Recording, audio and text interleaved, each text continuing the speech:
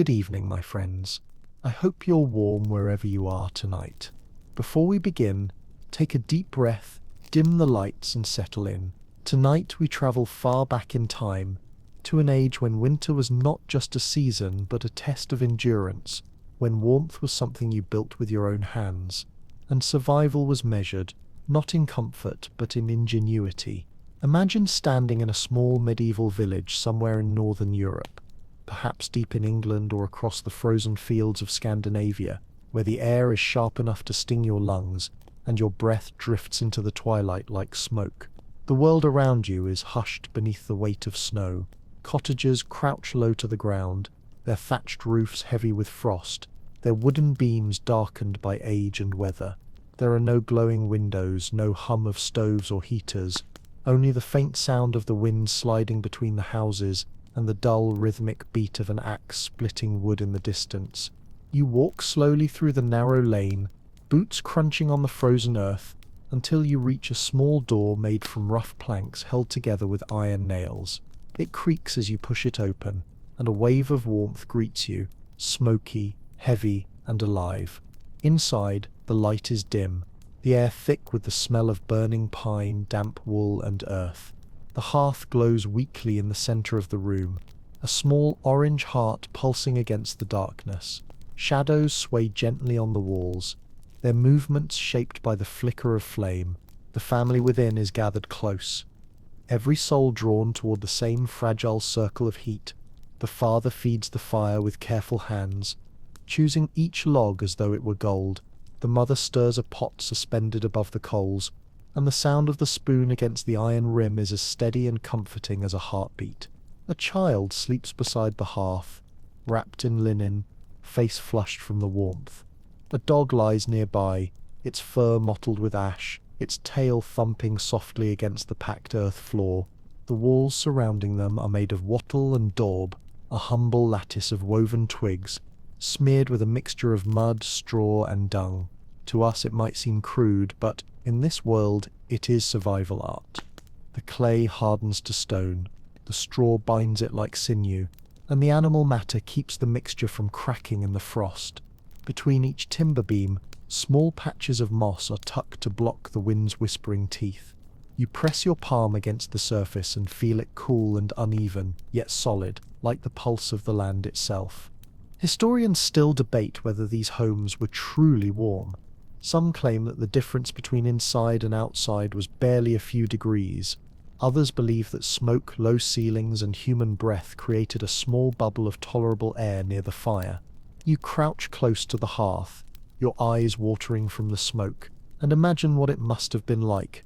Nights spent half-blind in the haze, bodies pressed together under woolen cloaks patched a dozen times, every movement slow to preserve the warmth already earned. Comfort here is not a luxury, it is an act of defiance. Outside, the wind howls across the frozen fields, rattling the thatched roofs, and you can almost hear the snow pressing against the walls. Yet inside, the sound fades.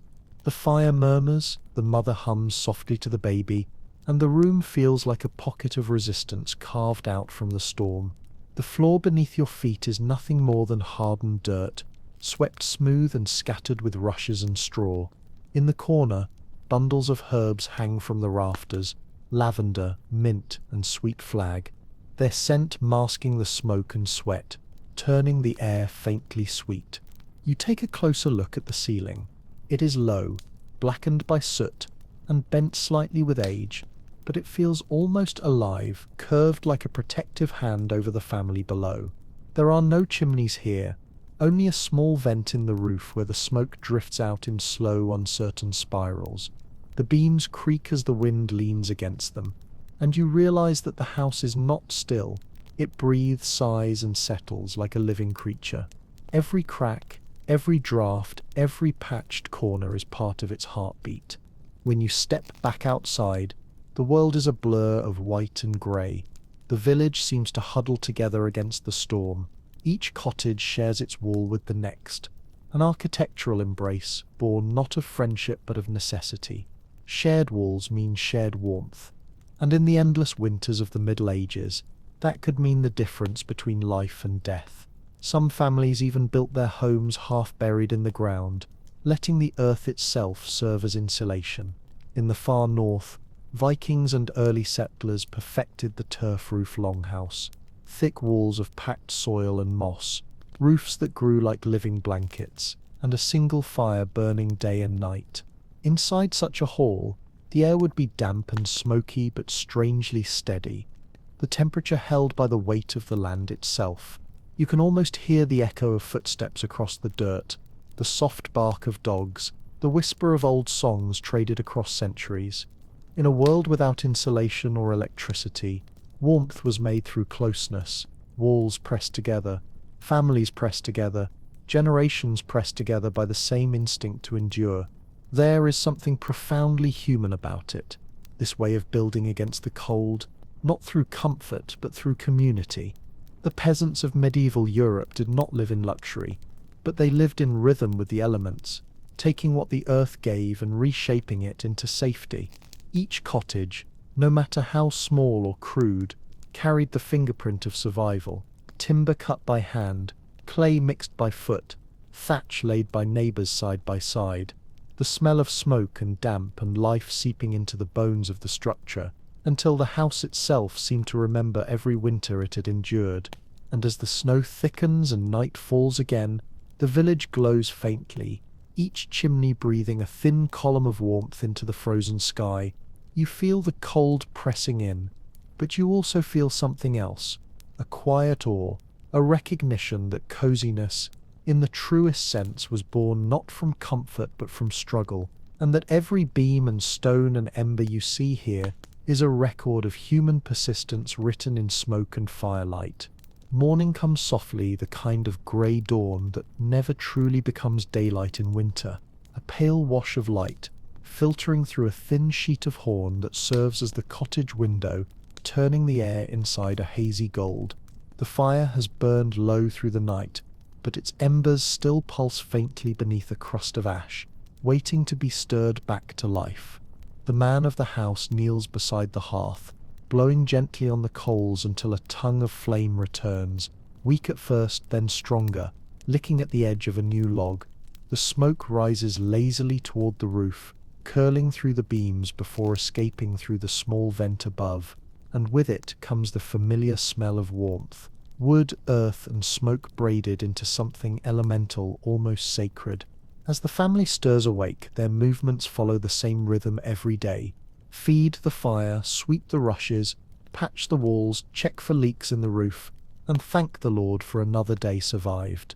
In a world where everything freezes, rivers, ground, even breath, keeping warmth inside a home becomes a kind of religion. The villagers of medieval Europe did not think in terms of architecture or design.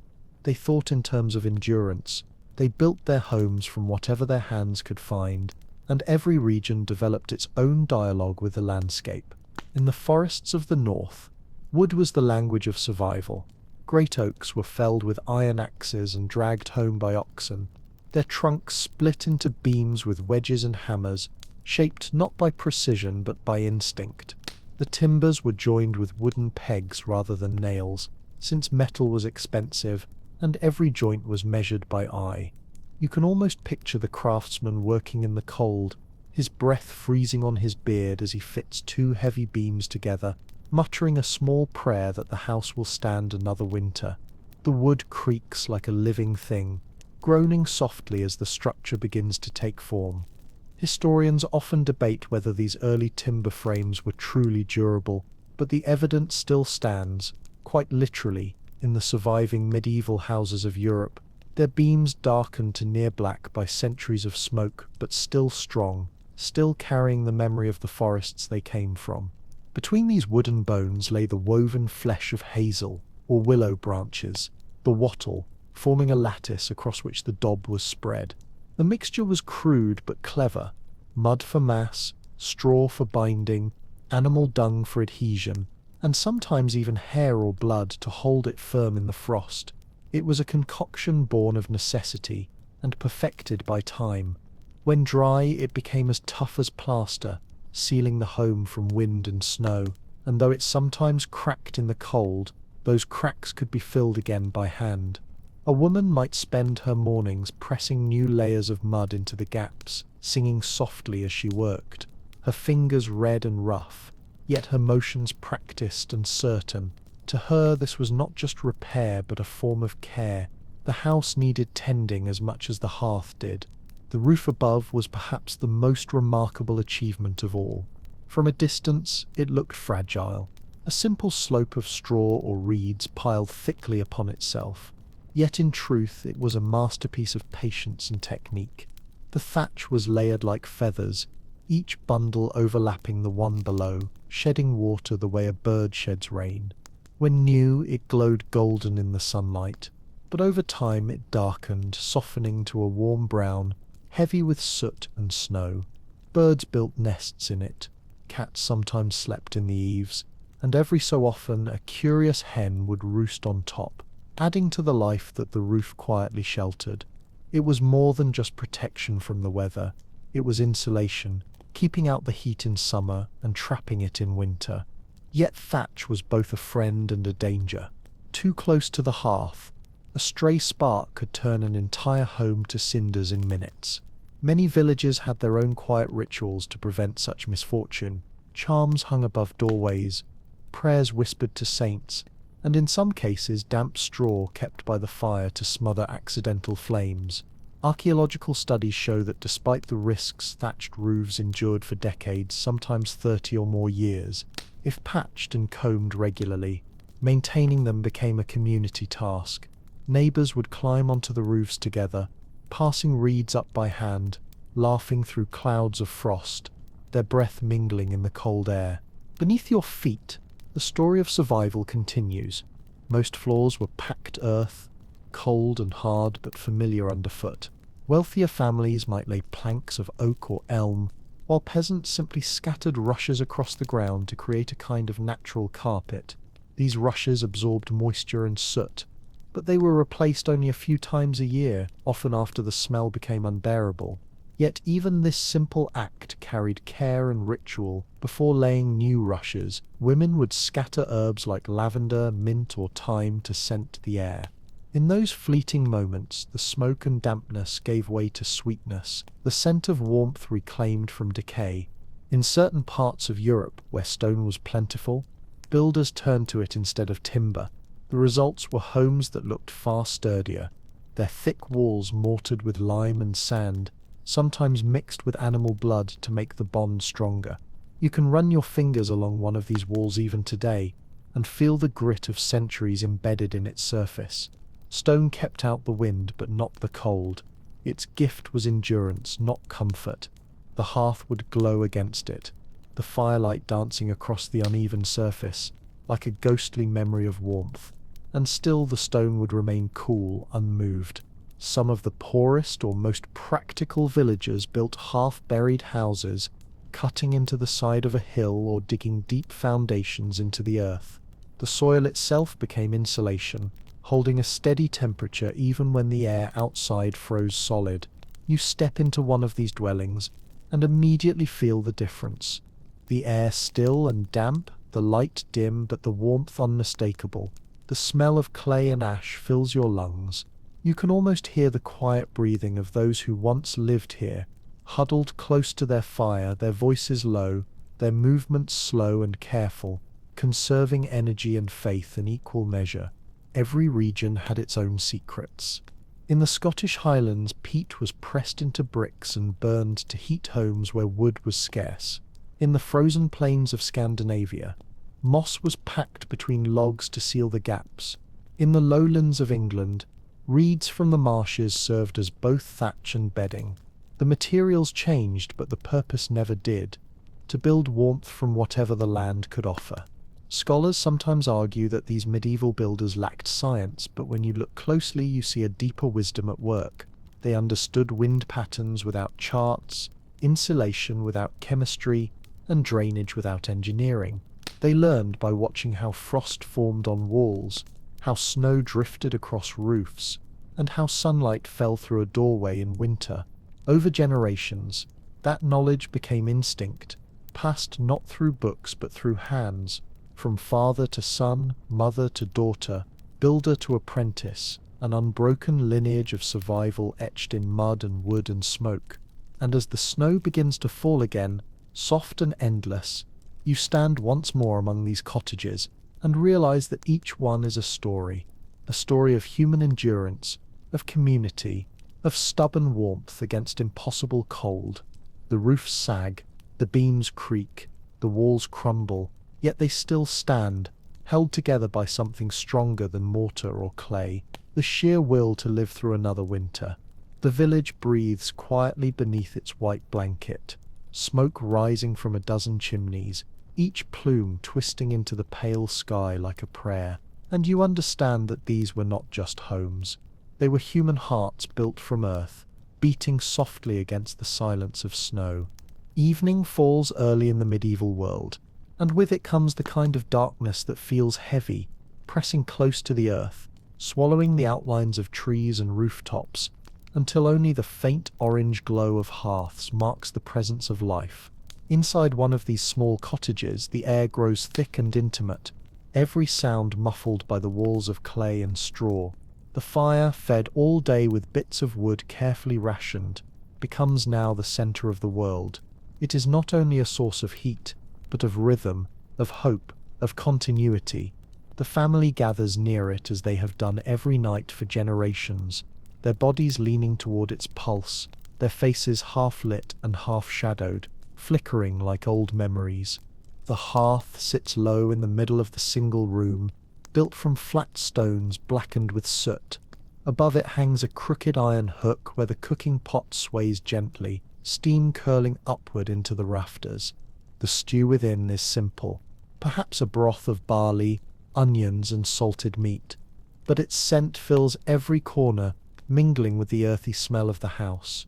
A mother stirs it slowly, humming to herself, her voice steady and unhurried, as if the song itself could keep the night at bay. A father sharpens a tool by the firelight, the rasp of metal against stone steady as breathing, while a child wraps himself in a worn wool blanket and watches the sparks rise like tiny spirits toward the ceiling. There is no chimney here, no separation between air and smoke. The whole family breathes the same dense warmth that coats the beams in a soft black sheen. The smoke stings the eyes and clings to the hair, but to them this is the smell of home. It seeps into the wood, into the wool of their clothes, into the straw of their bedding, until it becomes indistinguishable from their own scent. The fire is both comfort and danger, too weak, and the frost creeps back through the cracks, too strong, and a single spark might set the thatch alight. This delicate balance defines their nights, and so the father tends the embers constantly, shifting the logs, raking the coals, blowing softly to keep the flame alive. Matches do not exist, and flint is precious, so the fire must never die. It is carried from day to day like a sacred inheritance, preserved beneath ashes until morning. The light it gives off is not bright, but soft, golden and alive. It paints the walls in warm tones, glints off a pewter cup, and catches the faint gleam of a rosary hanging near the door. Everything moves slowly here. The spoon in the pot, the flicker of the flame, the rhythm of the family's breathing, as if the whole house is synchronized to the heartbeat of the fire. The dog shifts in his sleep and exhales a low sigh, the sound of absolute trust. Outside, the wind howls against the thatch, testing it for weakness, but the walls hold. The door rattles on its hinges, the timbers groan, and the cottage seems to reply with its own quiet creaks and murmurs. It is not silence, but conversation, the living sound of a structure and its people enduring together. When the meal is ready, it is shared without ceremony. Wooden bowls are passed around, the stew ladled out carefully to make sure everyone receives a share. There is no abundance here, but there is fairness, and that is its own kind of wealth. The child eats slowly, eyes half closed, savoring each bite, while his parents watch with a tired pride that only hard winters can teach. A crust of coarse bread, warmed near the embers, completes the meal. It is dense, sour, and faintly smoky, but to them it tastes like gratitude. Later, as the fire settles into a bed of coals, the family prepares to sleep. The floor is covered in straw and old cloth, layered thick enough to dull the bite of the earth beneath. Over this they spread furs, cloaks, and patched blankets, each one carrying the faint warmth of the last night's dreams. They do not sleep apart, but together, bodies pressed close, sharing their heat like animals in a den. The parents lie in the center, the child curled between them, the dog at their feet. In the flickering half-light, you can see the slow rise and fall of their breaths blending into one rhythm. Before they close their eyes, the father takes a small metal pan filled with coals and slides it under the bedding to warm it. The glow beneath the cloth looks like a buried star. For a moment he pauses, watching the faint orange pulse, and you can almost see in his eyes a kind of silent prayer, not for wealth or ease, but simply for another morning of life. Then he covers the pan carefully, rakes the ashes over the last embers in the hearth, and the room falls into darkness. The smell of smoke lingers in the air, thick and familiar, and the faint crackle of the cooling fire is the last sound before silence. Outside, the storm continues, snow tapping gently against the roof, frost crawling across the window like delicate lace. But within these humble walls, the night feels almost merciful. It is warm enough to sleep, quiet enough to dream, safe enough to forget, for a few hours, how close death always lingers in the cold. As you watch them drift into sleep, you realize that warmth in the medieval world was never only about temperature. It was about nearness to the fire, to each other, to the fragile boundary that kept life from freezing over. The hearth was the center of that balance, the beating heart of every home, a small miracle rekindled every dawn. In its light, families found comfort, hope, and the faint reflection of eternity. And outside, beyond the glow of the last embers, the village breathes as one, a cluster of fires scattered across the white plain, each sending up a slender column of smoke that twists and disappears into the long winter sky. Dawn arrives pale and slow, seeping through the thin horn window like watered milk, and for a moment the line between night and day seems uncertain. The family wakes not to an alarm, but to the sound of the fire being coaxed back to life. The faint crackle of a new log catching, the quiet rustle of straw as they rise from their bedding. The air inside the cottage is cold enough to sting, but not unbearable. It carries that strange balance of chill and comfort that marks every medieval morning. The father moves with practiced rhythm, his hands blackened from soot, stirring the ashes until the coals glow again, while the mother shakes out the furs, dusting away the frost that has crept in during the night. The child blinks sleepily, breath visible in the dim light, and crawls closer to the fire as if drawn by instinct. Keeping the heat inside is a science of patience and observation, learned through centuries of trial and error, passed down in gestures rather than words. There is no insulation as we know it, no wool padding in walls or glass panes in windows, only an ancient intimacy with the materials of the earth. The villagers have learned that everything around them can be used to block the cold. They pack the gaps in the timber beams with moss, the kind that grows soft and thick in the shadow of the forest, damp and pliant enough to mold between the cracks. When it dries, it hardens into a natural seal, keeping the wind's hiss outside where it belongs. Some even mix the moss with animal fat, creating a waxy layer that repels moisture and holds fast through the storm. The walls themselves are alive with layers of care.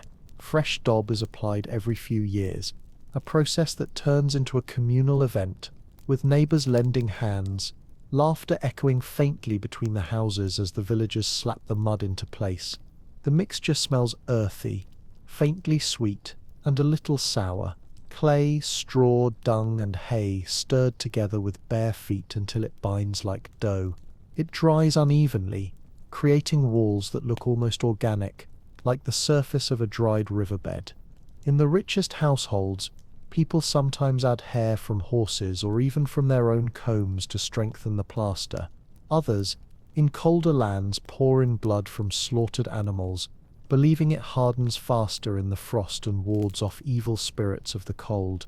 Whether the superstition worked or not, the practice left walls tinted with faint shades of red, as though the house itself carried a pulse, Windows are tiny, narrow slits meant to hold in the warmth, not to invite in light. The wealthiest might stretch thin sheets of animal horn across the openings, scraped and polished until they glow faintly translucent. Others use oiled linen, stiff and dark but enough to soften the bite of the wind. When the sun rises high, the coverings can be lifted to let the house breathe for a few hours, the light pouring in golden and smoky, carrying the smell of the outside world, frozen fields, wet wood, and the faint sweetness of hay. But when night returns, the cloths are nailed back over the gaps, and the house closes itself again like a living shell. Doors, too, are treated as barriers between two worlds. Heavy planks reinforced with iron bands keep out the wind, but drafts still sneak through. To fight them, villagers hang thick wool curtains behind the doors, or drape old cloaks across the threshold. Some homes even use animal hides, fur side inward, so the cold meets a wall of softness. Each small act adds another layer of warmth. These tricks, gathered over generations, create what historians now call microclimates, small zones of trapped heat around the hearth, door and bed, where life gathers and the cold hesitates to follow. In one corner, near the sleeping area, hangs a cluster of strange little objects, bundles of herbs tied with string, feathers from geese, scraps of cloth dyed red. They are charms, placed there to bind the warmth as old superstition claimed. The people of the Middle Ages lived so close to nature that they did not draw a line between the physical and the spiritual. To them, warmth and protection were as much matters of faith as of craftsmanship. A woman might whisper a small prayer while stuffing moss between the beams, invoking Saint Bridget, guardian of the hearth, asking her to keep the fire alive and the frost outside. The floor tells its own quiet story of adaptation. Beneath the straw, the earth is damp and dark, and in the coldest seasons frost can creep upward through the soil, making the surface slick. To counter this, villagers spread a thick mat of rushes mixed with herbs and dried flowers, sometimes even layering old wool beneath for extra insulation. These rushes are replaced only when their smell becomes unbearable, which might be every few months or, in lean times, once a year. Yet the scent, when new, must have been beautiful. Lavender, rosemary, and mint rising through the smoke, a perfume of effort and resilience. The more fortunate might place flat stones near the hearth to warm the floor, and the wealthiest, the lords and clergy, sometimes installed raised wooden platforms where the cold could not reach. But for most people, warmth was earned by contact. The closeness of bodies, the steady breath of animals kept indoors, the shared space where every heartbeat added another degree to the air. Even the animals play their part in this symphony of survival. In many homes, livestock sleep under the same roof, cows, goats, or chickens penned off at one end of the room, their bodies radiating a faint, steady heat. The smell is heavy, the sound constant, but to the medieval mind, this was not filth. It was life. The warmth of the beasts seeps into the air, mingling with human breath, thickening the invisible blanket that keeps the frost at bay. In some regions, people even built small lofts above the animals, sleeping on planks just above the stable space, the warmth from below rising gently through the cracks.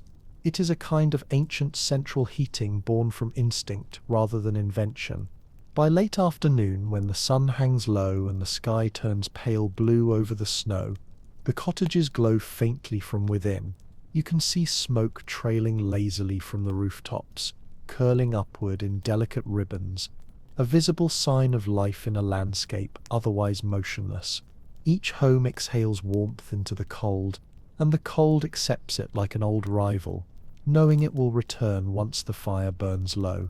The people move about their chores with quiet focus, mending cracks, refilling straw, tightening thatch, because they understand something we have forgotten. Warmth is not permanent. It must be built, guarded, and remade every single day. When night falls again, the village sinks once more into its fragile circle of light. Inside the cottages, the moss-stuffed walls, the sealed windows, the thick curtains, and the gathered bodies work together to create a cocoon of heat. It is imperfect, uneven, and smoky, but it is enough. The wind outside may roar, but inside there is only the soft rhythm of survival, the crackle of a fire, the slow murmur of voices, the faint sigh of walls that hold their breath against the cold. And you understand then, as the night deepens and the embers glow red, that the true warmth of the medieval world was not in its materials or its craftsmanship, but in its people, in the hands that built, the hearts that endured, and the quiet faith that each dawn would bring just enough light to begin again. As centuries passed, the meaning of warmth began to change, slowly and subtly, like the shifting of embers beneath a thick layer of ash. What had once been a simple matter of survival, the desperate struggle to keep frost from the bones, evolved into something symbolic, something that defined class, comfort, and even faith. In the earliest centuries of the Middle Ages, every fire was the same, a rough pit in the center of a smoky room, a shared light that gathered humans and animals alike. But as wealth began to separate one roof from another, the stone replaced wood and villages grew into towns, the hearth itself transformed from a necessity into a mark of privilege. In the great halls of lords and abbots, the fire was no longer crouched low to the ground. It rose in grandeur, a wide, open blaze set in the center of a vast chamber, feeding warmth to those seated farthest from the door. Here, smoke drifted upward through an opening in the roof, curling in long grey ribbons beneath carved beams and banners, while servants moved constantly to keep the flames alive with whole logs of oak, each one heavier than a peasant's daily bread. The sound of crackling wood echoed against stone walls, and the light danced across tapestries and armor, turning the hall into a living painting of gold and red. The fire was not just heat, it was spectacle. At the far end of the room, the lord or abbot would sit elevated on a dais, his figure glowing in the shifting light, surrounded by the warmth his laborers could only dream of. The hearth had become a throne. Around it, power and order were reinforced. Those nearest to the flames were honored guests, those at the edges sat in shadow. Even the very design of these halls followed that logic. Vast spaces meant to impress, with tall ceilings that swallowed most of the heat, proving that warmth itself had become a kind of luxury. The peasants' cottages, by contrast, remained cramped and smoky, but their fires were alive with a different kind of intimacy, one that belonged to families rather than feasts. In monasteries, too, the fire took on a sacred dimension. The monks who copied manuscripts by candlelight worked in bitter cold, their fingers stiff and their breath visible on the vellum. Yet even there the idea of controlled warmth carried spiritual meaning. Fire symbolized the divine light, dangerous if untamed, holy when contained. In the scriptorium, a small brazier might burn just enough to keep the ink from freezing, and its glow was seen as a metaphor for faith itself, steady, pure, and eternal. Some abbeys built separate warming rooms where monks could thaw their hands after long hours of prayer. The air there was heavy with the smell of smoke and beeswax, and the silence was so deep that you could hear the faint pop of the logs splitting in the fire. For those who believed that the body was a vessel of sin, the granting of warmth was both mercy and temptation, a brief reminder of the comforts of the world they sought to transcend. In the growing towns of the later Middle Ages, hearths began to multiply. Blacksmiths forged new tools for chimney building, and masons carved elaborate mantles out of stone, adorned with coats of arms and carved saints. By the 14th century, the chimney had revolutionized domestic life. No longer did families choke on smoke or share a single fire pit. Instead, each room could have its own smaller fire, contained, efficient, private. The transformation was quiet but profound. For the first time, warmth became something that could belong to individuals, not just households. It was a shift in both architecture and psychology, a foreshadowing of modern comfort. But as fires moved into corners and walls, something else was lost. That communal intimacy, that shared hum of breath and flicker of flame that tied a family together in the darkness. The new chimneys drew the smoke away, but they also drew people apart. The hearth, once the heart of life, became a background presence, still essential, but quieter, tamer. In noble homes, fireplaces grew ornamental, decorated with fine tiles, carvings of lions or angels, and mantels where candles and relics were displayed. The warmth that once came from labor and closeness now came from servants, from wealth, from stone and design rather than from the stubborn pulse of survival. Yet in the small villages that still clung to the land, the old rhythm endured. Peasants still rose before dawn to coax fire from the ashes, still patched the walls with clay and moss, still slept close to one another in the single room that held their entire world. For them, the fire remained what it had always been, a fragile companion that demanded respect. It was fed slowly, tended constantly, prayed over when storms came too strong. Children were taught never to turn their backs to it, never to let it die. In its light they learned their first songs, their first stories, their first sense of safety. Even travelers moving through the frozen roads of Europe sought out that same glow. A candle in a window could mean sanctuary. A hearth's light spilling into the snow could mean welcome. For pilgrims, warmth was a sign of grace. And in churches, fire became both ritual and revelation. In candles burning before the altar, in incense smoke rising toward the vaulted heavens, in the Easter flame that symbolized the resurrection of hope after winter's long death. Over time, the technology of heating improved. Metal grates replaced stone pits, glass appeared in windows, chimneys became taller and more efficient, but the soul of warmth remained unchanged. It was still about connection, about the fragile boundary between cold and comfort, darkness and light. To sit beside a fire, even now, is to touch something ancient, something that carried our ancestors through every winter before us. And if you listen closely, as the flames whisper and the wood settles into embers, you might still hear it, that same quiet conversation between man and fire, between fear and endurance, between the world outside and the small glowing refuge built within. The hearth may have moved from mud to marble, from cottage to castle, but its voice has never changed.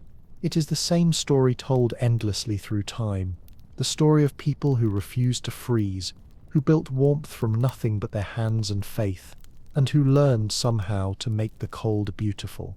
And now, as the centuries fade into one another like the dying embers of a long fire, the snow-covered fields outside those medieval cottages melt into the neat squares of farmland, the timber frames darken, the thatch gives way to slate, the stone foundations rise higher, and still the echo of that ancient struggle endures somewhere deep within the walls of every home built since. We have changed the materials, we have harnessed the elements, we have filled our rooms with light and warmth at the press of a switch, and yet the memory of that older warmth, the one earned by breath, touch, and shared endurance, remains quietly alive in us, though most of us no longer notice it. Think for a moment of the difference between heat and warmth. Heat is mechanical, obedient, predictable. Warmth is human. It exists only in relation to life, in the closeness of others, in the flicker of the hearth, in the hush of a small room where the cold cannot enter. When we speak of a cozy home even today, we echo that medieval idea, though we have forgotten its cost. To them, coziness was not abundance. It was defiance, the proof that people could make gentleness out of hardship. Their homes were made of earth and smoke and hope.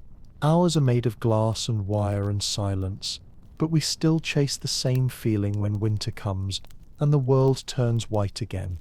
If you could stand once more in that old village, hear the wind between thatched roofs, smell the mingled scent of peat and pine, see the soft red glow through the cracks of a door, you would feel something familiar. The same comfort that makes us gather around a candle's flame or a campfire's crackle still lives there. The difference is only scale. The essence remains unchanged. Those people knew, without ever naming it, that warmth is the language of life itself. To build a home was to build a heartbeat, a space where the fragile flame of existence could keep burning against the vast and frozen dark. Tonight, when you turn off the lights and settle under your blanket, remember them, the men and women who scraped mud from the riverbank, who wove straw with their own hands, who pressed moss between beams to keep the wind out, who slept close together in smoke and laughter and fear, yet woke each morning to light another fire. Their ingenuity lives quietly in every wall, every room, every home that still holds the night at bay. The modern world, with all its ease, stands on their endurance, and as you listen now, the fire in your imagination still crackles. The snow still falls outside the small window. Somewhere a medieval family stirs, adding another log to the flame. Their faces glow softly in the light, and for a moment time itself seems to fold, you and they breathing the same air, sharing the same fragile miracle of warmth. Because to be human across all centuries has always meant the same thing: to build against the cold, to hold on to the light, and to make, out of the wild and endless winter, a home. The snow outside deepens as night returns once more to the sleeping village, that same village that has endured 1,000 winters without ever being remembered by name. The wind glides along the edges of the rooftops, sighing softly as it meets the warm exhale of smoke from the chimneys, and for a moment it feels as though the earth itself is breathing. The homes stand close, their walls patched with mud and moss, their doors shut tight against the storm. From above, the pattern of the settlement seems deliberate, almost organic, like a handful of pebbles pressed together for warmth. Each tiny cottage shelters its own heartbeat, its own circle of firelight trembling against the dark. Inside one such home, the family moves in near silence. The father sits by the hearth, sharpening a small blade that glints each time the flame leans toward it. His hands are rough and scarred, the hands of someone who has built his entire world from raw matter, from wood, earth, and endurance. The mother spins wool beside him, her spindle humming softly, her gaze fixed on the glowing coals.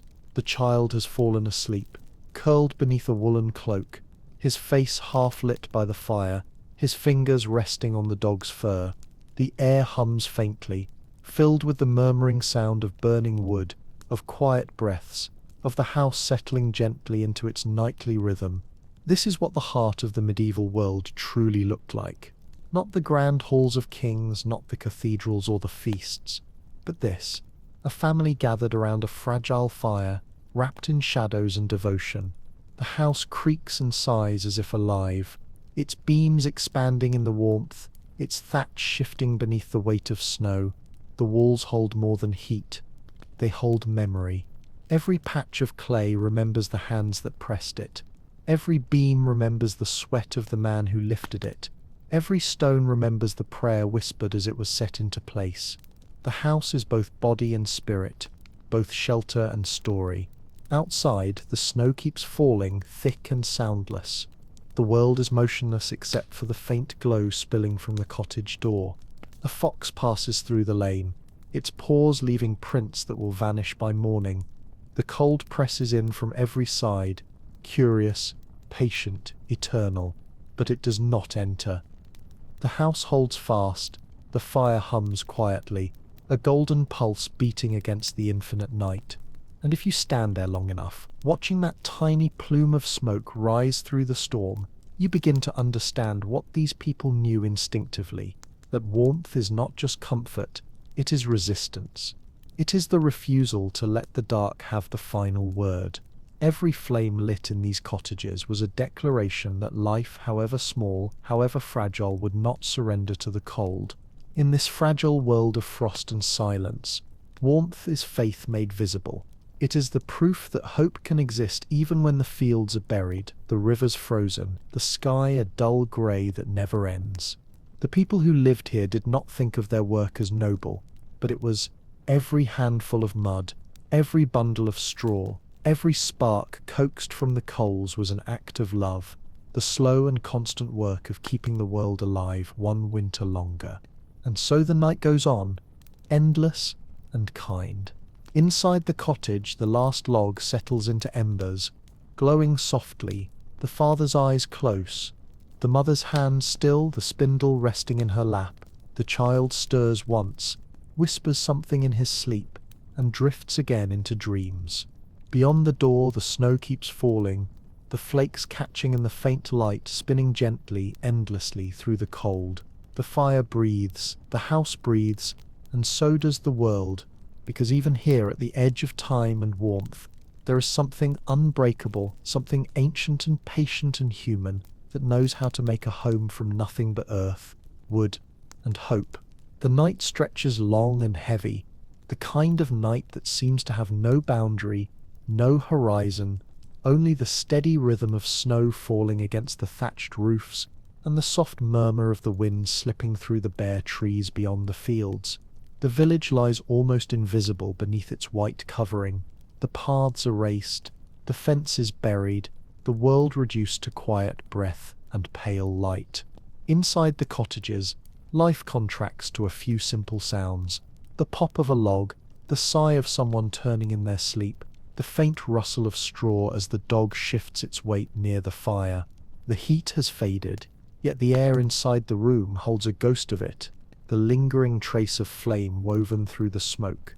The ashes glow faintly, pulsing like a heartbeat under the layer of grey. The father, waking briefly in the dark, stirs the coals with a stick until a small thread of light returns. He leans forward, listening, his breath quick and white in the chill.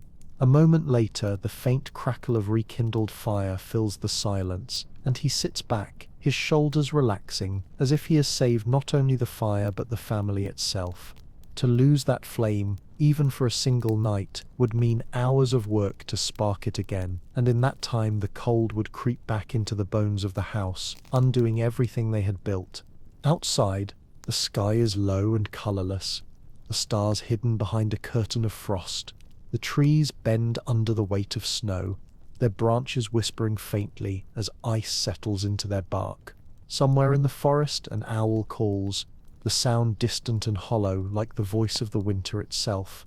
The villagers sleep through it all, bound together by exhaustion and the slow, patient rhythm of survival. They know the cold will always return, and yet they rise each morning to meet it again, as their parents did and their parents before them, stretching back through the centuries until memory fades and only instinct remains. By dawn the snow has deepened to the height of a man's knee. The roofs sag beneath its weight, the chimneys puffing out thin trails of smoke that twist upward and vanish into the pale air.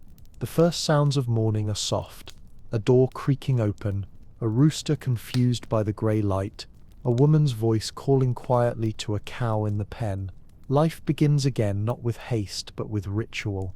The fire is fed, the ashes swept, the rushes replaced, and a new day takes its slow breath.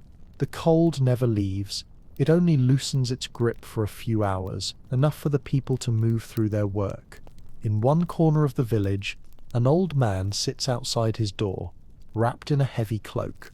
His beard is white, his skin weathered and lined like the grain of wood. He watches the snow drift down from the eaves, landing on his knees, melting slowly. He does not shiver. To him, the cold is an old companion, not an enemy. He has lived through winters that swallowed entire harvests, through nights when the fires went out and the air froze solid inside his lungs. He knows that every flake that falls will soon melt, and every storm will pass, and so he sits there quietly, a part of the landscape, a memory of all the winters that came before. The children, when they wake, will find wonder in the same snow that weighs on their parents' hearts. They will run through the narrow lanes, their boots crunching in the white, their laughter echoing between the houses. They will scoop the snow into their hands, shape it into balls, and throw it toward the sky, watching it burst into powder before falling back into the drift. The cold cannot hurt them yet. To them, it is a kind of magic, a shimmering world where everything glows.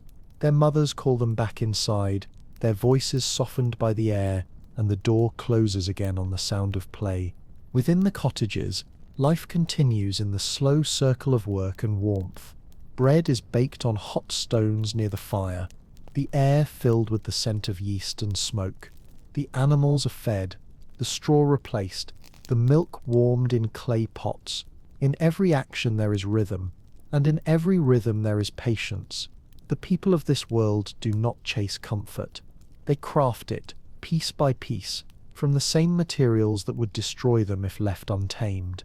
The earth, the water, the wind, the fire, all must be balanced, respected, appeased. A single mistake, a forgotten ember, a broken wall, a hole in the roof, can unravel months of effort, and yet they endure. They always endure. By midday, a rare sun breaks through the clouds, its light pale and diffused, but strong enough to make the snow sparkle. The villagers emerge from their homes, squinting into the brightness, their faces red from the cold. They shovel paths through the drifts, laughing when the snow falls back faster than they can clear it. Some gather near the well to chip away at the ice, others carry logs from the woodpile, their breaths steaming in unison. For a moment, the village looks almost alive with colour, the brown of cloaks, the glint of sunlight on frost, the faint gold of thatch gleaming beneath the snow. And through it all, the fires never stop burning. Smoke rises in slow spirals from every roof, the scent of wood and heat drifting through the air like incense. From a distance, the village seems to breathe, exhaling warmth into the frozen sky. You can almost imagine the sound of it, the faint hum of life beneath the silence, the soft crackle of thousands of small flames keeping death at arm's length. If you close your eyes, you can feel the balance they created, the way each element of their world fits perfectly into the next. The cold demanding endurance, endurance giving birth to craft, craft shaping the home, and the home protecting life. It is a quiet circular logic, the same that governs the turning of the seasons, the fall of snow, the kindling of a fire. Everything in this world is fragile, and yet nothing breaks completely. Even when the roof collapses, the wall crumbles, the fire dies, it can all be rebuilt again, by the same hands, the same faith, the same stubborn will to live. And as the day fades once more into evening, the smoke begins to thicken again, curling in the wind like the breath of ancient giants sleeping beneath the hills. The people return to their homes, their cheeks flushed, their fingers numb, and as each door closes, the village becomes a constellation of light, small, flickering stars scattered across the white earth. Inside, the fires grow bright again, the rooms fill with laughter, and for a few brief hours, winter loosens its hold. The medieval world was harsh, yes, but it was also filled with an intimacy we have almost forgotten, a closeness to the land, to the fire, to one another. Their homes, built from soil and faith, remind us that warmth is not something that can be given. It must be made every day from effort and love. Yes, of course. The long winter is not yet over, but something has begun to change. The air feels ever so slightly softer, the snow no longer falling in endless sheets, but in small, hesitant flurries that melt as they touch the roofs. Beneath the frozen fields, the ground begins to loosen its hold, releasing a faint earthy scent that mingles with the smoke drifting from the cottages. It is not yet spring, but the land has begun to remember that spring exists. Inside, life follows the same slow rhythm as always, but there is a difference in the way people move, an almost invisible easing of tension in their shoulders. The first quiet hope that the worst has passed. The fires still burn, but smaller now, fed with thrift rather than desperation. Every log saved is a victory. Every day survived a kind of quiet celebration. In the corner of the room beside the hearth, a few green shoots have been placed in a clay jar, early herbs grown near the edge of the woods where the snow has melted first. Their scent is sharp and clean, cutting through the stale air of winter like a promise whispered in secret. The villagers begin to step outside more often, their boots sinking into the wet crust of snow, their breath white against the blue sky. They listen to the slow dripping of meltwater from the thatch, the creaking of branches as the ice begins to fall away. Every drop feels like a miracle. The children are the first to notice it. They crouch beside the puddles forming in the ruts of the road, poking them with sticks, laughing at their own reflections. The adults smile faintly, though they do not join them. They know the thaw is only a truce, not a victory. The frost will come again before the true warmth returns. But even so, this moment feels like waking from a long, fevered dream. In the evenings, the mood inside the cottages shifts. The conversations which had been about weather and wood and survival now turn to planting, to tools, to the coming season's work. The fire still burns at the center, but it seems gentler now, no longer a guardian against death, but a companion in planning. A man sharpens his plowshare by the light of the flames. His wife mends a wool tunic, humming softly, her voice rising and falling like the crackle of the fire. The smell of cooking changes too, less of smoke and salt, more of bread and herbs, and the faint sweetness of stored apples thawing in their baskets. The roof, which has sagged under snow for months, now begins to drip steadily, each drop marking time. Water runs along the frozen paths, seeping into the soil.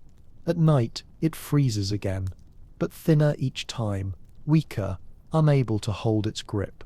The people mark these signs as carefully as we might mark the passing of days on a calendar. They know that every season is only ever borrowed, that warmth will always follow cold, that survival is a rhythm, not an achievement. On one of these late winter mornings, when the air carries the faintest hint of damp earth and wood smoke, a woman opens her door and stands for a long moment watching the light change. The sun hangs low and pale, but it feels closer, less remote. She steps outside barefoot for the first time since autumn, her feet sinking into the cold, wet straw near the threshold. The chill bites sharply, but she doesn't flinch. She looks across the village and sees smoke rising from every roof, the same as always, but she notices now that it looks different. Thinner, lighter, almost joyful. The thaw reveals everything that winter had hidden. The fences need mending, the roofs need patching, the paths are clogged with mud and half-buried wood, but these are good problems, signs of life. The villagers move through them with quiet energy, their tools clinking, their voices echoing faintly in the damp air. Even the animals seem to feel it. The dog barks at nothing, the chickens scratch at the softened ground, the cows low impatiently in their pens. The cold still lingers, but it no longer rules. And in the heart of every home, the hearth continues to burn. The walls, dark with soot, carry the memory of every winter before this one. The story of endurance written in layers of smoke and ash. Each fire lit is not just for warmth, but for remembrance of those who survived, of those who did not, of all the winters endured before. The villagers may not have words for legacy or heritage, but they live them every day in the act of rekindling flame, in the careful tending of the same fire that their ancestors once built from sticks and faith. Night returns, but it feels different now. The cold no longer presses like a weight, but lingers gently, almost tenderly on the edges of the dark. The moon glints on the thawing snow, and the sound of dripping water fills the silence where the wind once howled. Inside the cottages, people sleep more easily. The fire burns lower, its glow softer, as though it too is tired after a long season of vigilance. If you stand outside the village, on a low hill overlooking the fields, you can see it all. The faint lights glowing through horn windows, the thin trails of smoke rising into the calm night, the snow slowly shrinking under the moon's pale hand. The landscape is still but not lifeless. The earth waits, patient and eternal, ready to begin again. And in that waiting you understand something profound, that warmth and cold, life and death, comfort and struggle, have always been bound together, shaping one another, turning endlessly like the seasons themselves. The people of this forgotten time did not merely survive winter, they became part of its rhythm, learning that to live was not to conquer the cold but to make peace with it. Spring comes slowly to the medieval world, so slowly that the people scarcely notice it at first. The snow withdraws in shy patches along the hedgerows, and the frost that has claimed the fields for half the year loosens its grip by degrees, releasing the dark, wet earth beneath. The air is still sharp in the mornings, but it carries something new, a scent of thaw, of soil and sap, of life stirring quietly after its long sleep. The sun climbs higher each day, pale and uncertain, but its warmth feels heavier now. like a hand resting gently on the back of the land. The villagers begin to open their doors wide in the daylight, letting smoke drift out and cool air drift in. The fire still burns, but smaller, more symbolic now, a companion rather than a guardian. Ash is scooped out from the hearth and spread across the garden plots as fertilizer, its grey dust soft and fine beneath the fingers. The people who once huddled shoulder to shoulder in the dark now move slowly into the open, blinking like creatures emerging from a cave. The first tasks of spring await, repairing roofs, mending fences, clearing the debris of winter. Each hammer's strike and shovel's scrape is an act of renewal. The village fills with sound again. The splash of melting snow running through the ditches, the lowing of cattle released into muddy pastures, the chatter of sparrows returning to the thatched roofs where they nested before. In the corners of the fields, green shoots appear, tentative but certain, pushing through the frost-bitten ground. The sight of them brings a quiet joy, a wordless relief that needs no celebration. The people know what it means. It means the world has remembered them. The walls of the cottages, darkened by smoke and winter damp, begin to dry and crack in the sun. The villagers patch them with fresh daub, their hands moving with practiced grace, smearing the mud in thick, confident strokes. The smell of earth mixes with that of smoke and water, creating an aroma that belongs to this moment alone, the smell of life reclaiming its place from the cold. Children carry baskets of straw, men lift timbers into place, women scrub the soot from the hearthstones. The whole village becomes a kind of living organism, stretching its limbs after the long stillness of winter. Inside, the rooms change too. The rushes on the floor are swept away, the stale layers of winter replaced with new reeds cut from the riverbanks, fresh and green, their scent bright and clean. Windows are uncovered, the oiled cloths and horn panes polished to let in more light. The smoke that once hung heavy beneath the ceiling now rises freely, dispersing into the soft blue of the open sky. The house breathes again. By late afternoon, the warmth is strong enough to soften the ground, and the fields shimmer faintly with water. The men walk the boundaries of their land, boots sinking into the mud, their eyes scanning the furrows with the quiet reverence of those who understand that survival depends on this soil. They press handfuls of it between their fingers, testing its readiness, listening to its silence as though it might answer. The women scatter handfuls of ashes over the vegetable beds, marking the places where seeds will soon fall. At dusk the air cools again, and a thin mist gathers above the thawed fields. The smoke from the chimneys drifts lazily upward, merging with the fog, and the sky turns a deep violet behind the outlines of the cottages. The fires inside glow gently, less fierce than before, their light golden rather than red. The people sit together near them, not out of fear of cold, but out of habit, comfort, memory. They talk softly of the days ahead, of planting, of lambing, of trade in the nearby town. Their words drift through the air like sparks, rising and fading into the night. As darkness settles, the sound of the world changes again. Instead of the hollow hiss of winter wind, there is the steady drip of meltwater from the eaves, the chirp of the first crickets hidden in the grass, the gentle murmur of a world returning to motion. The villagers sleep with their windows unshuttered, now the cool night air rolling in, smelling of damp soil and smoke and far-off rain. The fire dims to embers, and for the first time in months the chill that enters the room feels like a friend, not an enemy. If you stand outside the village, at the edge of the field, and listen, you can hear it, the quiet rhythm of renewal, the earth turning back toward life, the same cycle that has played out countless times before. The cottages stand as they always have, their thatched roofs glistening with dew, their walls patched and uneven but proud. They are not monuments to the past, they are continuations of it, living symbols of a time when warmth was made, not given, when survival itself was the art of patience and care. And as the first true spring dawn breaks, the light spilling across the wet fields and catching on the smoke rising from the chimneys, you can feel the story closing in a gentle circle. The fire that once saved lives now lighting the beginning of another season. The same hearthstones still warm, the same people still tending them, generation after generation, bound to the rhythm of cold and thaw, of darkness and light, of home and world. The first weeks of true spring unfold like a slow awakening, a gentle stirring of colour after months of grey. The villagers, still cautious from the long cold, begin to step farther from their doors, their feet sinking into damp earth that smells of promise and decay. The snow has vanished entirely now, replaced by puddles that mirror the sky, by thin green blades of grass poking through the churned soil, and by the steady rhythm of work resuming across the land. The fields, bare for so long, are alive again with movement.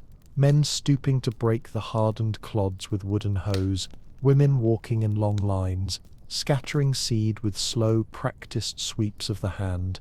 The tools are simple: ploughs pulled by oxen, spades, baskets, and ropes.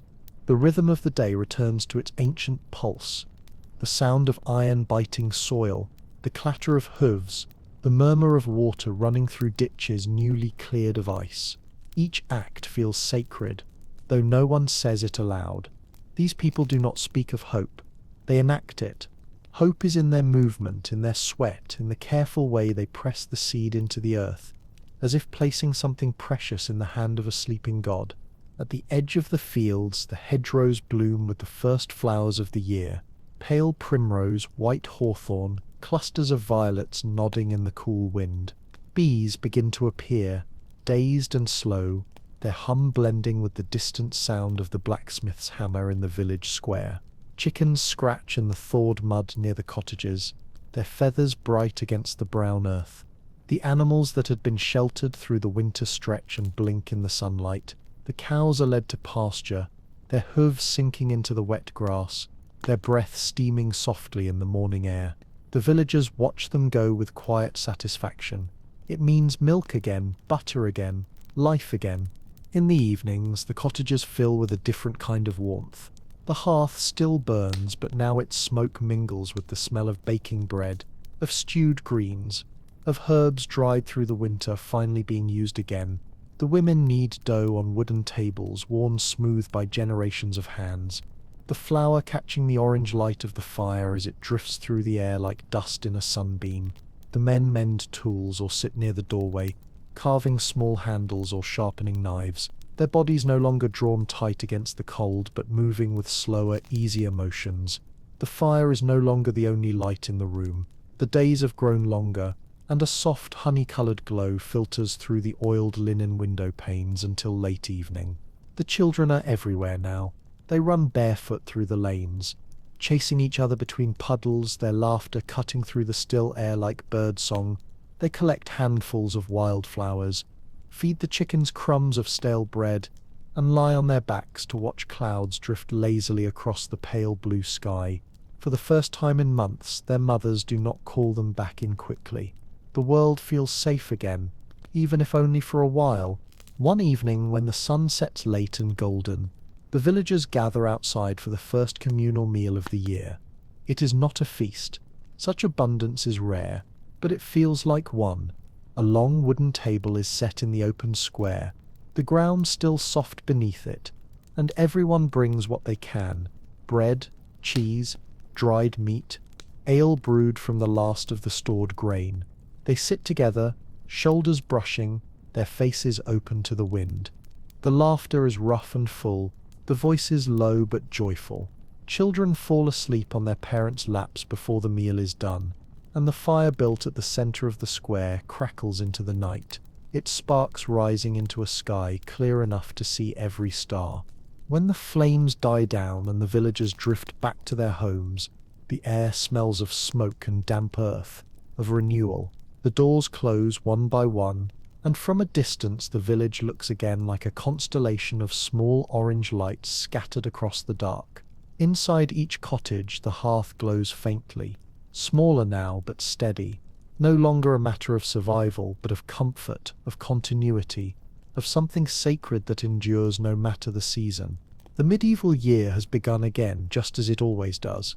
A cycle of work and rest, of cold and warmth, of light and shadow, and the people move within it like clock hands guided by the earth's slow heart. For them there is no difference between the passing of time and the turning of soil, between faith and the act of lighting the fire each morning. Both are forms of devotion. And as you stand at the edge of that reborn village, the evening mist gathering low around your feet, you can feel it, the steady rhythm of life that has carried through centuries, the heartbeat of fire and frost that still echoes in every home we build, every meal we share, every quiet night we survive. By the time summer settles over the medieval world, it arrives not with a sudden burst but as a slow unfolding, a warmth that seeps gently into the bones of the land, spreading through the fields and forests until the memory of winter feels like something that happened in another lifetime. The days stretch long and pale, the kind of days where light seems to pool on every surface, sliding across thatched roofs and shimmering in puddles left by night rain. The air hums with life, bees moving lazily from bloom to bloom, birds calling from the hedgerows, cattle lowing in the distance. The village itself has changed. The walls that once trapped heat now keep it out. The thick thatch that once held back snow now casts cool shadows across the rooms. The hearth still burns, but faintly, a small polite flame used only for cooking. Its smoke thinner now, its scent mingled with that of herbs drying in bundles from the beams. The cottage windows, once shuttered tight against the cold, are open wide, covered only by thin cloths that flutter in the breeze. Sunlight moves through them like liquid gold, painting the walls in shifting patterns. The same walls that glowed with firelight in winter now glow with day itself. The rhythm of life beats faster now. At dawn, before the mist has lifted from the fields, the villagers are already at work. The women move through the gardens, collecting early vegetables, their skirts brushing against wet grass. The men walk the fields, tending to the young crops, wheat swaying in the wind, barley rippling like water, the green shoots of beans curling up from the dark soil. Each step they take stirs the scent of earth, sweet and alive, the sound of scythes sharpening rings faintly across the open air, joined by the clop of hooves and the creak of wooden carts. Inside the cottages, mornings begin with the same familiar rituals, though lighter now, less desperate. The hearth is kindled not to fight the cold, but to prepare food, the smoke rising lazily toward the open louver in the roof. The smell of baking bread drifts through the village, blending with the scent of hay and flowers. In one home, a woman stirs a pot of milk to make cheese, her hands steady, her sleeves rolled high. In another, a man repairs a wooden rake, humming softly, his voice mingling with the hum of bees outside the door. The soundscape of summer is a song of work and life, of motion and calm in equal measure. Children run barefoot through the lanes, their feet dusted with pollen and mud. They chase chickens, climb fences, splash in streams. Their laughter echoes between the cottages, rising like birdsong above the steady rhythm of labor. For them, this is the world at its most endless days that seem too long to ever end. Air that feels thick with light and promise. They nap in the shade of hayricks or sit near the pond catching frogs, their faces sticky with honey and dust. And when evening comes, they return home tired, sun-flushed and happy, to find the smell of stew waiting in the dim warmth of the cottage. As the season deepens, the village becomes a mosaic of colour and scent. Gardens overflow with cabbages, leeks and herbs, sage, mint and thyme, their green spilling onto the narrow paths between houses. Bunches of flowers hang from doorways to dry, their petals brittle but bright. In the fields, the wheat begins to change from green to gold, its whisper filling the air with the sound of time passing. The people move slower now, not from fatigue but from contentment. They know this season is fleeting and they savour it. In the evenings, the fires burn outside instead of in. Small bonfires are lit near the edges of the fields where the villagers gather to talk, to mend tools, to share ale brewed in the spring. The glow of those fires flickers against the pale blue of the dusk and the smoke drifts upward to join the stars. Sometimes they sing, Old songs, the kind that belong to no one and everyone, their melodies simple and circular like the turning of the seasons.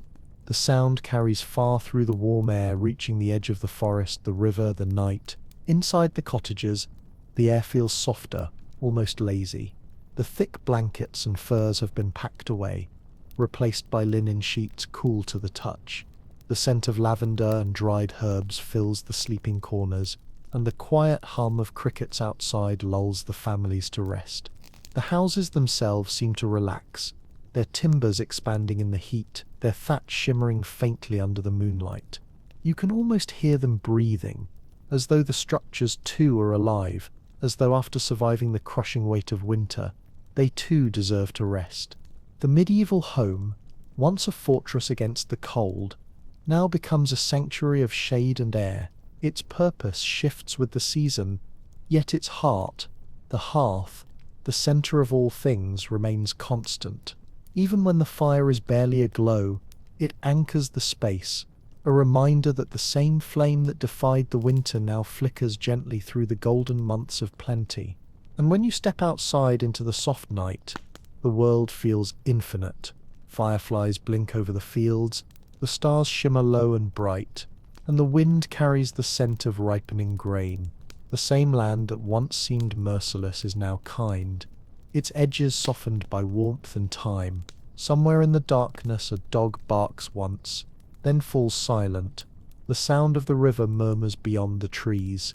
You realize then that this cycle of cold and heat, hunger and abundance, fear and peace, is the oldest story the world knows. The medieval villagers did not need to be told that life moves in circles. They lived within that truth every day. And as you stand there watching the glow of the cottages fade into the night, you understand that their small world, built from mud, timber, and patience, was never really gone. Its echo lives quietly in us still, in every home lit by a small, steady flame. By late summer, the air begins to change again. The light softens, becoming heavier, more golden, as though the sun itself is beginning to tire from its long reign.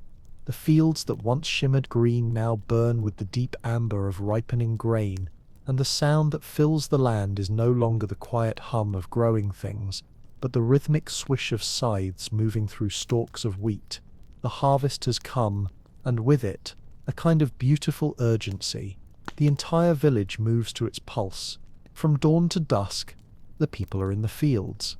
The men cut and bind, their backs bent under the weight of labor, the muscles of their arms shining with sweat in the slanted light. The women follow behind, gathering sheaves into stacks, their skirts brushing against the stubble, their laughter rising above the drone of insects. Even the children join in, carrying small bundles of grain, their faces flushed and determined. The air hums with work, but it is not the desperate labor of survival. It is something more sacred. The harvest as ritual, as thanksgiving, as proof that another year has been endured. When the sun climbs high, the workers rest in the shade of hayricks, their breaths slow and deep, the scent of cut wheat clinging to their clothes. They drink ale from wooden flasks, eat coarse bread and cheese, and watch the fields shimmer in the heat. Above them, larks sing in spirals of sound, and bees move lazily between the last wild flowers at the field's edge. For a few moments, the world feels perfectly balanced. Not too hot, not too cold, not too harsh, just alive. As the day wanes, the work continues. The last sheaves are gathered, the carts filled, the oxen driven slowly back toward the village. The sound of wheels creaking through the ruts echoes down the lanes as the golden light deepens, catching on the faces of those who walk beside them. By the time the sun dips below the trees, the whole landscape seems to glow from within, cottages, fields, and sky, all painted with the same warm hue of fulfillment. Inside the homes, preparations begin for the feast to come. Bread is baked in great round loaves, the ovens fired hot for the first time in months. The smell of grain and smoke fills the air, mingling with that of roasting meat and herbs hung to dry from the rafters. The women move quickly, their hands practiced, their motions precise, The men bring in barrels of ale and bundles of wood for the fires. Even the poorest house, the humblest hearth, takes on a kind of majesty in these days. When the first stars appear, the village gathers in the open once more. Torches line the square, their flames trembling in the night breeze. The harvest feast begins with prayers, quiet words offered to the same earth that both gives and takes, to the sun that has warmed them, to the rain that has spared them. Then the music starts, rough but joyful, pipes and drums echoing into the darkness. The people dance barefoot on the packed earth, their movements clumsy but free, their laughter carrying far into the night. For this brief time, the world feels generous again. The tables are covered with food, bread, cheese, apples, roasted fowl, and the first sweet honey of the year. Ale flows easily, and stories pass from one mouth to another like flame from torch to torch. Children fall asleep in their mother's arms, faces smudged with soot and crumbs, and the old sit quietly by the fire, watching, remembering other feasts, other harvests, other years when the same songs were sung. The cottages glow brighter than ever in these days. Their doors are open to the air, their windows lit from within. The thatch, dry and golden from the long summer, rustles softly when the wind moves through it. Inside, the walls are lined with the fruits of the season, herbs tied in bundles, onions strung on cords, jars of preserved fruit glowing like amber in the firelight. The smell is rich and alive, the scent of life stored for the coming cold. But even in this moment of abundance, the villagers know that change is coming. The wind carries a new note now, a whisper of coolness at dawn, a sharpness in the evenings that hints of frost. The swallows begin to gather on the roofs, restless, preparing for their long flight south. The fires outside grow larger again, and the laughter, though still full, holds a hint of reflection. Soon, they will begin the work of sealing the homes once more. Moss will be pressed between the beams, thatch repaired, doors thickened with new planks. The great cycle that began in snow will soon turn back toward it. The fields will sleep again, the earth will grow hard, and the warmth they have built will retreat once more behind walls and beneath firs. But for now the night is soft, the fields are full, and the people rest in the fleeting peace of plenty. If you stand among them, near the fading firelight, you can feel it. The weight of time turning, the invisible thread that ties every season to the next, every home to the earth beneath it. The same hands that built the hearths now gather the grain, the same smoke that rose in the dead of winter now rises over the feast. And when the music quiets, when the fires burn low, when only embers remain, the villagers look to the sky, to the same stars their ancestors once followed, and they know that soon the cycle will begin again. The days grow shorter now. The sunlight, once bright and endless, slips through the clouds in pale ribbons that linger for only an hour or two before fading into grey. The air smells of rain and fallen leaves, the scent both sweet and sorrowful, a reminder that everything that lived must rest. The fields lie empty again, their furrows dark and glistening with moisture. The golden stubble of wheat, once sharp and proud, softens under the drizzle, bending into the soil that gave it birth. In the hedgerows the last blackberries shrivel on the vine. The geese fly overhead in wavering lines, their cries echoing down the valley like a memory of summer fading away. The villagers move slower now, their bodies and voices subdued, their laughter softened into quiet conversation. The harvest has been stored, sacks of grain stacked neatly in barns, apples packed in straw, smoked meat hanging from the rafters, onions braided and hung in loops by the door. Every object has purpose, every sound feels measured. The year's labour is done, and what remains is the long preparation for darkness. In the evenings, mist rises from the fields, drifting low along the paths, wrapping the cottages in a thin veil. The thatch gleams faintly with dew, and the smoke that seeps from the chimneys moves heavier now, slower, reluctant to rise into the cold air. The first frost comes quietly, painting the edges of the windows in white lace, crisping the grass underfoot. When morning comes, the villagers find the world hushed. the puddles rimmed with ice, the breath of animals hanging in the air like tiny ghosts. Inside the cottages, the fire is coaxed to life again, no longer for cooking or lightness, but for endurance. The hearth returns to its old role: protector, heart, companion. The rooms grow dim once more. The windows are sealed with cloth and straw, the doors tightened with planks to keep the draughts away. The walls breathe smoke and warmth again, their rough surfaces darkened by another season of living. The rhythm of life changes too. The men work indoors now, mending tools, carving handles, repairing carts. The women spin wool, their fingers steady, their voices low as they hum to the sound of the spindle's soft whirring. The children gather by the fire, playing with bits of wood, drawing in the ash, their laughter echoing softly in the dim light. The world outside turns grey, but inside, the glow of the hearth fills everything with colour, gold, red and shadow, moving in slow patterns across the walls. Every evening feels longer than the one before. The nights stretch endlessly, and the wind outside begins its restless roaming again, sweeping through the bare branches, rattling at the shutters, whispering along the roof. Yet there is comfort in its return. The villagers know this sound. It is the same wind that has howled through every winter since the first homes were built here. They listen to it like an old song, sometimes frightening, sometimes soothing, but always familiar. And when the last leaves fall, and the sky turns the colour of pewter, the first snow returns, hesitant, drifting, uncertain. The children run to the windows to watch it, pressing their hands to the glass, their breath fogging the panes. The flakes settle softly on the thatch, on the fence posts, on the wood piles stacked neatly beside each house. The village begins to change its colour again, fading from brown and gold into white and silence. The year exhales, and the world sleeps. The first full snow falls in silence.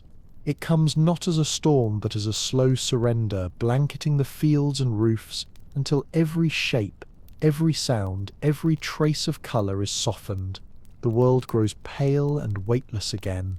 The trees stand motionless, their branches heavy with white, and the river disappears beneath a skin of ice that gleams faintly in the dim light.